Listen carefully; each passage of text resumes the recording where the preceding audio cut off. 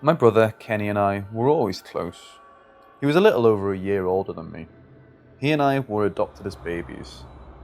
Our mother had tuberculosis, but died in a car crash. We were the only children she had. We are also of the northern Arapaho tribe. We were adopted by a white family and taken away from the reservation. We grew up not knowing about our culture and our language. Also, growing up in a white world, away from the reservation, we always felt a bit lost. We never saw ourselves as different from everyone else, but sadly, everyone saw us as different from them. We never really talked about it, but it was always there. I'm happy to say that I'm back with the Arapaho people, and I've learned my culture and I'm learning my language, hard as it may be. I digress. Despite being very close, we also fought a lot, maybe more than most brothers do. I can remember having some really good knockdown dragouts with him as kids. As we grew into adulthood, we had a few more fights, but it ended after we had both joined the military. I was in the army, and he was in the Marine Corps. I suppose being in uniform matured us, and we became much closer. A friendship developed between us that I can't really explain. I suppose other siblings who read this will understand what I'm talking about. Desert Storm came along and the whole world was watching. Kenny was deployed to Kuwait, and I was just waiting for my orders to go. I was in Germany at that time, and he was in San Diego. He was a combat engineer. I was in field artillery, but assigned to a headquarters battery working in brigade operations at the time.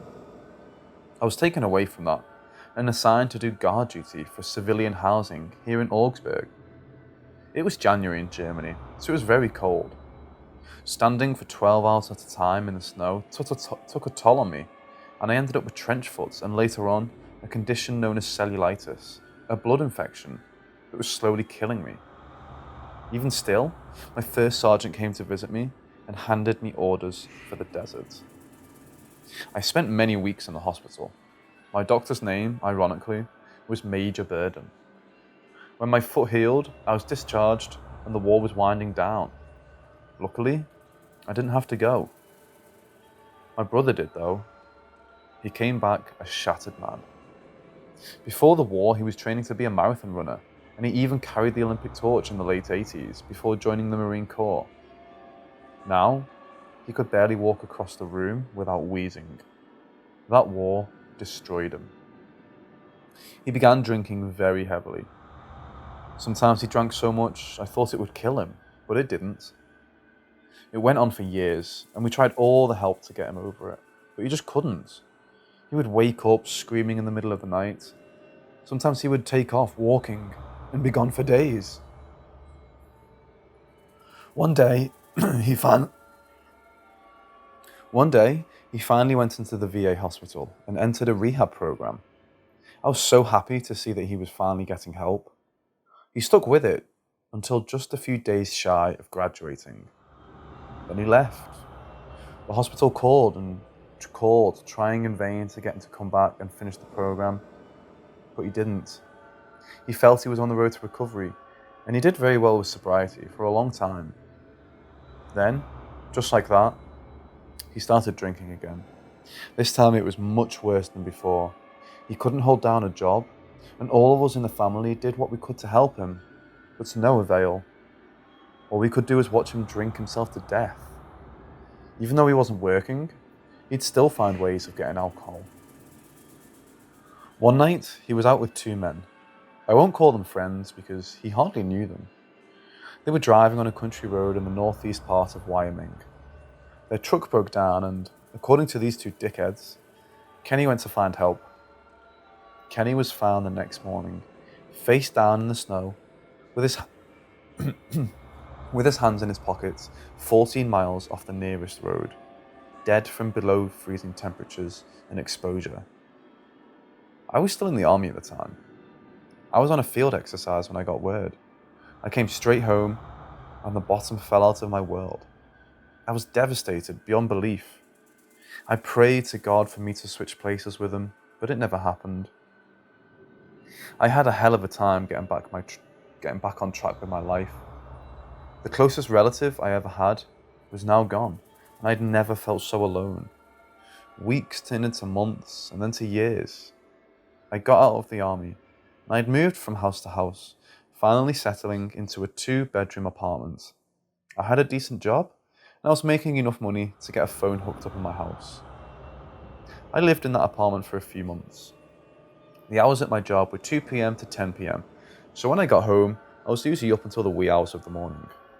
One night, I was up late watching movies. I fell asleep in my recliner. It was summertime, and my window was open right next to me. It was nice and cool at that time of night. At around 3:30 a.m, my phone started ringing. Fuck that, I said. I was just going to let it ring until whoever it was gave up. It kept ringing and ringing. Finally, I picked it up and impatiently said, "Hello?"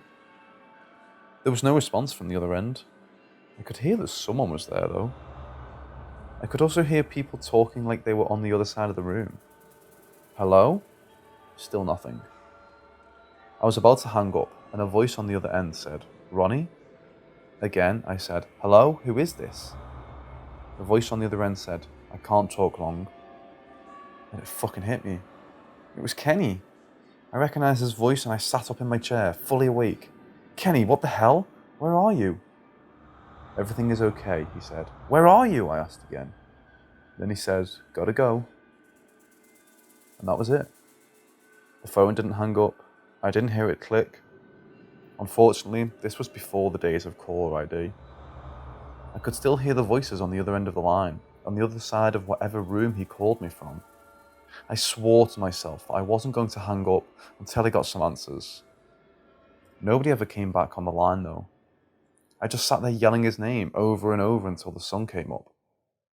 Finally, the battery in the cordless phone went dead, and that was the end of the call.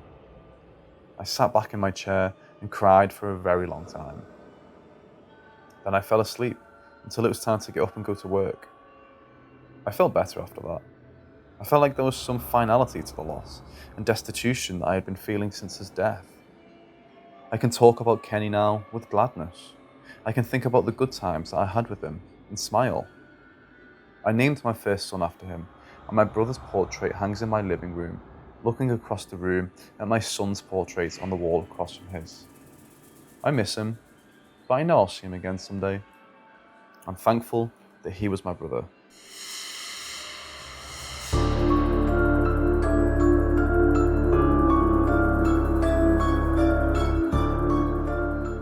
When I was in 4th grade, we all moved to Mississippi. We moved into a mid-sized, 3-bedroom, ground-level house. It was pretty old, and there were several neighbours living close by. We lived there for several months before anything started to happen. My first memory is getting up in the middle of the night to take a leak. As I was standing at the toilet doing my business, I heard heavy breathing outside the bathroom window. The window itself was very small. It was open, so I could hear crickets and such outside too. From the outside, the bathroom window was probably 11 or 12 feet off the ground. I can remember being a bit scared, but I wasn't petrified at that time. I went back to bed and eventually fell asleep. A few nights later, I heard it again. This time, it was coming from outside my bedroom window. My window was open and very low to the floor. It was so low to the floor, I could duck through it and walk outside, which I'd done many times. The breathing was loud, and it was so close I could have reached out and touched whoever it was. I did get scared then. I got under the sheets and covered my head. The next morning, I asked my brother about it. He and I shared a room. He was on one side, and I was on the other. He said he hadn't heard anything and seemed very disinterested. My grandmother's room was right next to ours, so I asked her about it. She made a joke and ridiculed me, so I didn't ask her anything else. I told my parents about it and my dad dismissed it too. Fuck, I said to myself. Why won't anyone believe me? The breathing became more pronounced and louder and more frequent. One night, it was coming from my closet. Now it was in the house. My bed was right next to the closet. The shelves in the closet doubled as rungs into the attic, and the thought that somebody could come out of there and take me up there scared the hell out of me. I went to wake my parents up, and they got angry with me. He told me to go back to bed, so I did. All night long, I heard the breathing, and I never did get used to it. I began to plead with my parents to believe me. Then one day, in broad daylight, I was in the living room watching television. My mother was in the kitchen making dinner, my dad was at work, my brother was out of the house, and my grandmother was next door, visiting the neighbour. I heard my mother scream and a glass break. I ran into the kitchen, just in time to see the screen door slam shut. I followed whoever it was outside. There was nobody there. My mother said it looked like a hobo, a homeless man who was extremely dirty and tattered. The neighbour said the description sounded like a guy named Homer Rawls or Riles, something like that. Anyway, he died years prior and was a heavy smoker. He made his living doing odd jobs at people's houses. That was the first and last time anyone in my family saw anyone. Heck, that person could have been some transient that stumbled into our house. One night, my grandmother turned on every light in the house, knocking on the walls and bedroom doors and telling us to get up. My dad woke up and Grandma said someone was under her bed. My dad, my brother and me all got down on our hands and knees and looked under the bed. There was nobody there. Still, we could hear the loud, raspy breathing that I'd been trying to tell everyone about for weeks. My brother and I slept in the living room with Grandma that night. From then on, we all went to bed expecting to hear the breathing, but we never talked about it. My parents didn't make fun of me anymore either. Eventually, we moved out of that house, and occasionally I could still hear the breathing years after we moved out. It was like it followed me, but it didn't stick around. We moved back to Wyoming when I was 14, and I haven't heard it since.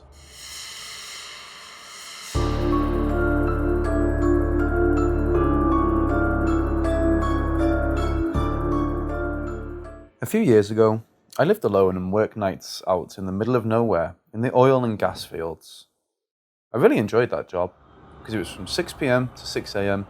All I did was drive around all night, checking pilot lights on gas separators. If they were out, I just relit it and moved on. One night, my boss was in a good mood and he let me go home early. It was in February, so it was very cold. I got home around 3 a.m. and was eager to watch a brand new DVD that I bought. It was The Exorcism of Emily Rose. I'd read several articles about the poor woman in Fate magazine and 14 Times, and I'd heard that this movie was pretty intense. So I grabbed a cold beer, sat down in front of my TV to watch it. Again, I was all alone in my house. For those who have never seen the movie, it's a true story about a young woman who was possessed by a demon. A priest does an exorcism, and she eventually died, and the priest was put on trial for her death. I got to the part of the movie where she's in a chapel going through an episode. Her boyfriend comes in and sees her freaking out. I was completely into this scene and I was sitting really close to the TV. When suddenly, every pot and pan in the cabinet above my stove decided to fall out and hit the stove with a huge clatter. The next thing I knew, I was standing outside in the middle of the street with a crushed beer can in my hand. My heart was pounding, but I went back inside and picked up my pots and pans. I put them under the sink so they couldn't fall again. After my heart settled down, I backed up the movie and started watching it again. There was another scary scene going on, where Emily was scratching the walls in a very violent way. She was screaming in the scene, and again, I was really into it. Then my half-full garbage can decided to fall over in the kitchen. It didn't make a really loud noise like the first incident, but it certainly got my attention. An empty soup can came rolling from the kitchen and into the living room where I was sitting and stopped right by my foot. I finally took the hint and stopped the movie. I put in a Three Stooges DVD and watched that until the sun came up. I never did see the end of the movie.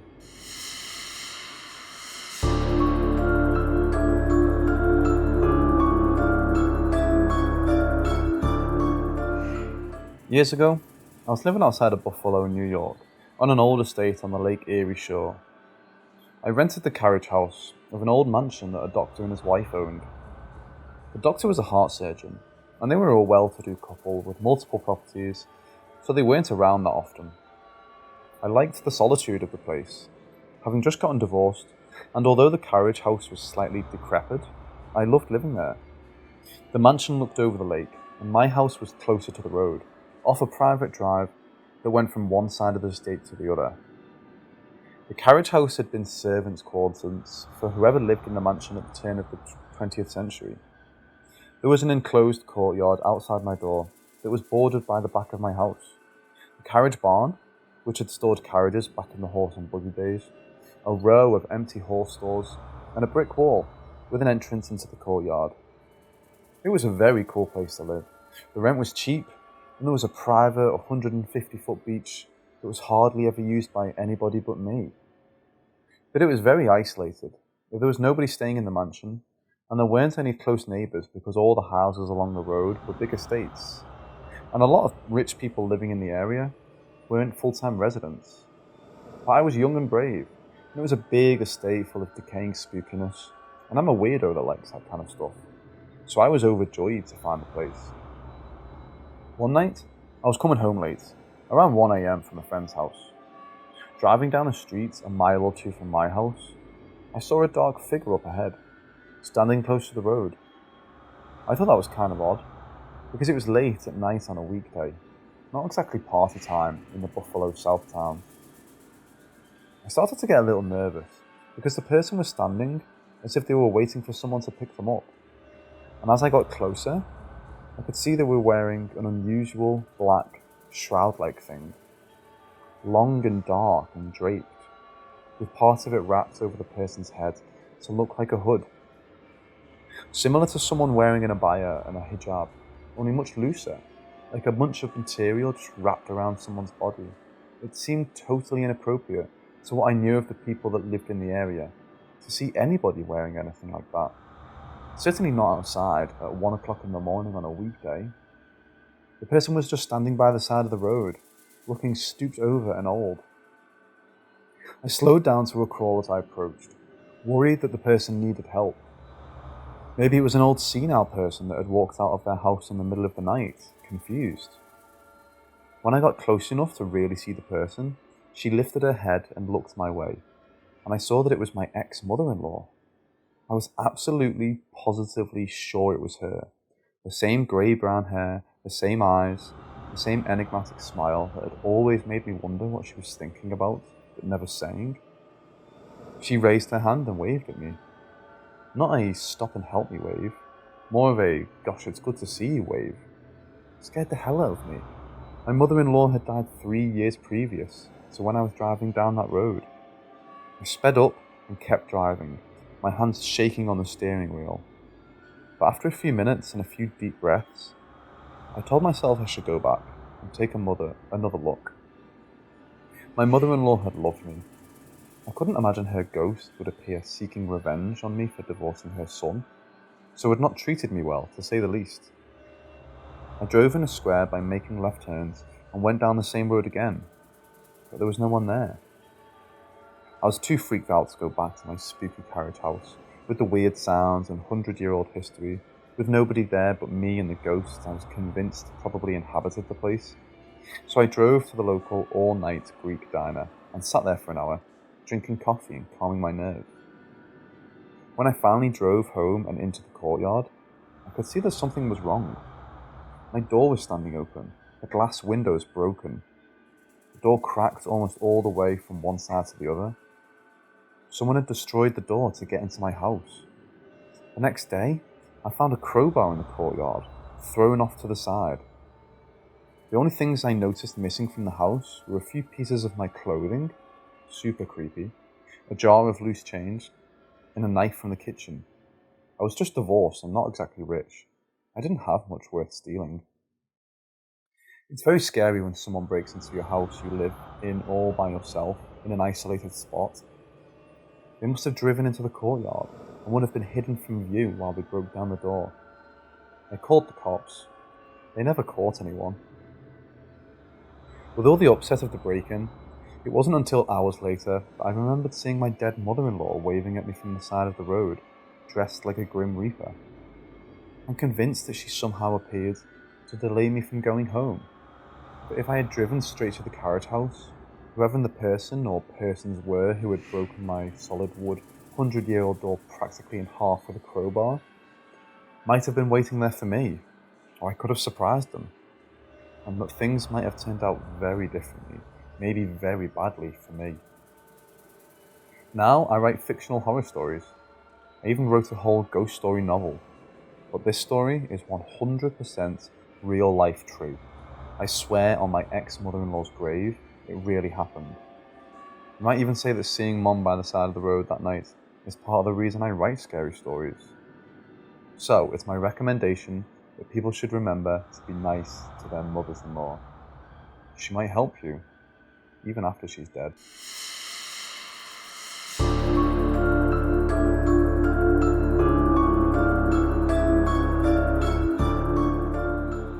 So, this happened a few years ago when I was about 23 or so.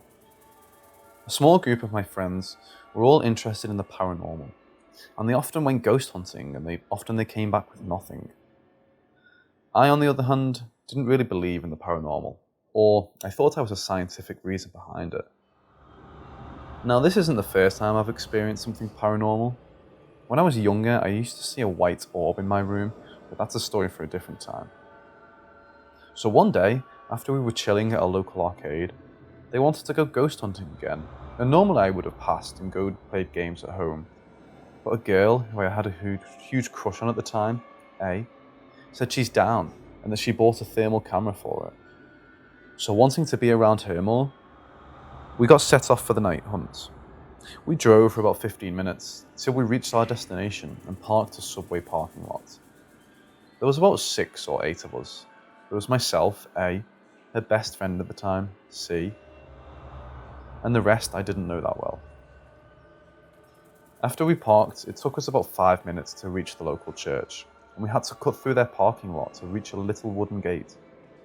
From there, it took us to a neighbourhood, and we had to sneak around and avoid cars, since it was about 2:45 a.m, and a group of teenagers, wearing mostly black, wouldn't look too good. Anyways, it took us about 10 minutes to reach the woods, where our ghost hunt location was at. So we got ready, and by get ready, I was checking my Facebook if any of my friends are online. So we started walking, and it isn't too deep into woods. Like, I could see homes and such. We were walking on a dirt path, and all I could think of is how much I hate mosquitoes. The walk was boring, to be honest. Nothing happened out of the ordinary. But everyone else was freaking out and saying that they saw this and that. Once we made it through the woods, it led us to a baseball park on the other side of the neighbourhood. We sat down and chatted for a bit, trying to decide what to do. Either go around the woods to get back to our cars, or walk back through the path again, which is shorter. We decided to walk back down the path. On our way back, I was near the front, and I made a decision that might have caused what had happened next. Somewhere near the middle of the trail, I started to welcome the paranormal and push it to do something or anything. In my head, I was saying something like, "Go on, do something to me. Show me you're here. Use my body. Anything." I suddenly started to feel numb and lightheaded. I remember starting to get tunnel vision, like I could see the edge of my vision fading into darkness. And suddenly I wake up to one of the guys there holding my face with his hands, and he's whispering or saying something in a different language to me. Everyone was staring at me and asking if I'm okay. I said, "Yeah, what happened?" They said I stopped a few times, that I wouldn't respond when they were asking me questions, and overall, just acted differently. They also said I would laugh, but I didn't believe them on that one, because I tend to be on the quiet side. After that, everyone was saying that we should call it a night, but they wouldn't want me to drive. The next morning when I woke up, I had some scratches on my arm, but chalk it off as tree branches. A's friend C messaged me on Facebook asking if I was okay, and I said, "Yeah, I'm fine." I asked what happened, and she told me about it. I asked who was there, and she mentioned a few names, but the only one I could remember was Tim or Timothy. She said there wasn't anyone there with that name. Half an hour passed, and she messaged me back with a website link. When I clicked on it, I opened up to a missing child's page for a kid named Timothy 8 years old, and went missing a year or two before we went there. The boy's last seen location was the town within the woods. I've also had the urge to go back to the woods for 2 weeks.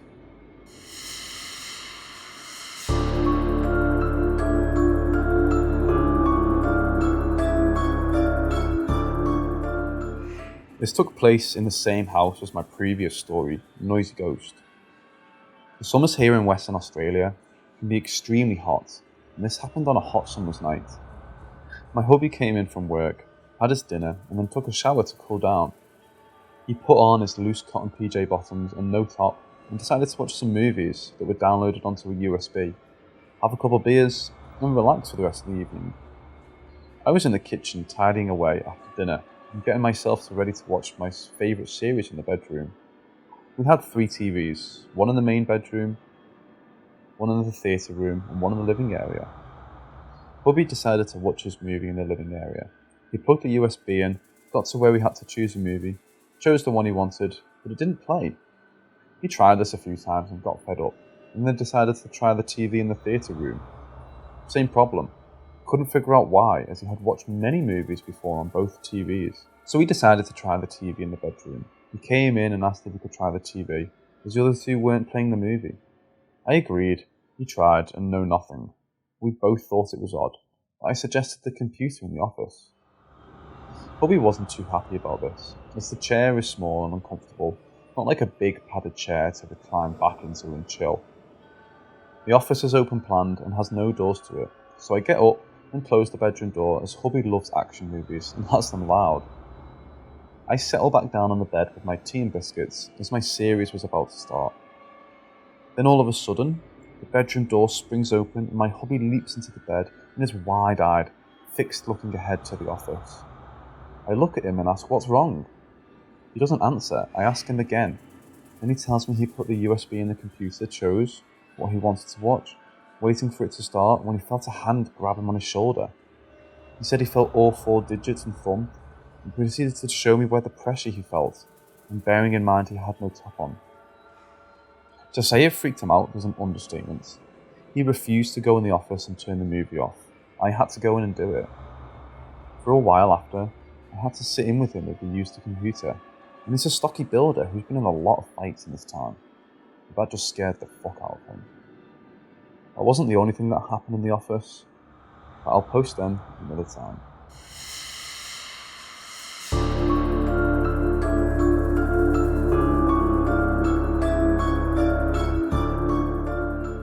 We had a new house built in a suburb of Perth, Western Australia. My husband, myself and our 22-year-old son moved in. After living there for around 6 or 7 months, we'd finished the decor, etc., and started to settle in a little better. One night I had gone to bed early, as I was really tired. My husband decided to stay up and finish watching the movie, and our son was in his room, playing his games on his computer. Our son is a serious gamer, and stays up till around 3 in the morning, only coming out of his room for toilet, food, and to shower. I had fallen asleep straight away, but later I heard my husband coming in and going to the bathroom, and felt him getting into bed. I went back to sleep. Sometime later, I woke to my husband fidgeting around, and I asked him what was wrong. He said he couldn't sleep, his mind will not switch off. So I asked him what time it was. He said 11:45. I then suggested he takes a sleeping tablet. He goes to the kitchen for a glass of water, comes back and takes a tablet. Again, I go back to sleep. That is what my husband told me what happened. He said he was laying on his back, looking up at the ceiling, waiting for the tablet to kick in, when he heard the drawers and cupboards in the kitchen opening and closing, and what sounded like all the pots and pans being stacked up high.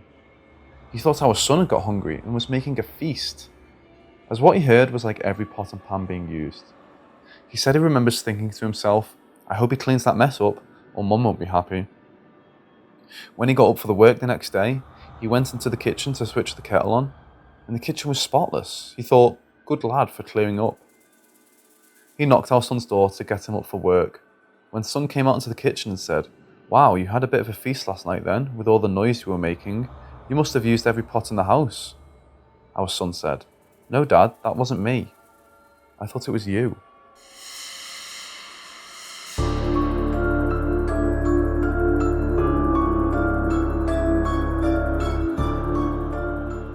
This happened back in 2013. My whole family and I, including my relatives, my dad's elder sister's family, decided to visit my dad's home country, Pakistan. So, my dad lived in Pakistan until the age of 13. He lived in this rural village up northwest. So my dad's village is surrounded by cemeteries. Back then, there weren't proper roads for cars yet, and on the way to my family home, you have to walk along this gravel path, and on the left side of the path is a school. Everyone in the village claimed it was haunted, because sometimes you can hear loud chatter at night. And on the right side of the path is a cemetery. It was around 8 p.m. My brother and I were chilling at my cousin's house because he was home alone. We hadn't had dinner yet, and we were starving, so my brother and I decided to go home, and we brought our cousin with us so we can all have dinner together, and he can sleep over at our place.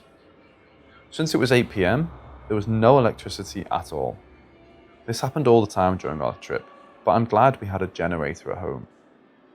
Anyway, since there was no electricity, there were no lights on the pathway to our home. We turned on the flashlight from our phone, and we were walking towards the gravel pathway. We were taking our time to walk because we were afraid we might trip since there were stones everywhere. Suddenly, there was this old man crouching next to the headstone. I told my brother and my cousin to ignore him and just walk a bit faster. The old man then shouted my cousin's name, and we stopped to look at him. He walked up to us to greet us and greeted us. He then asked my cousin whether he was John's son. Let's pretend John is my uncle's name.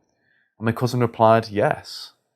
He then asked us what we were doing so late at night, and that it was really dangerous for us to be out at this time. We told him that we were planning to go home for dinner. He said, okay, you guys go ahead. I'll walk with you, because it's not safe in the dark. We thanked him and we were all walking in silence. Then suddenly, we felt a chill and looked at the back. The old man disappeared into thin air. There should have been no place for him to disappear that quickly, because first of all, he's old, and the way he was walking up to us, he limped a bit, and second, there was no other way for him to go except back down the gravel path, which the entrance was at least 2 minutes away. My cousin, my brother and I just looked at each other, and we screamed and ran home. It was truly terrifying.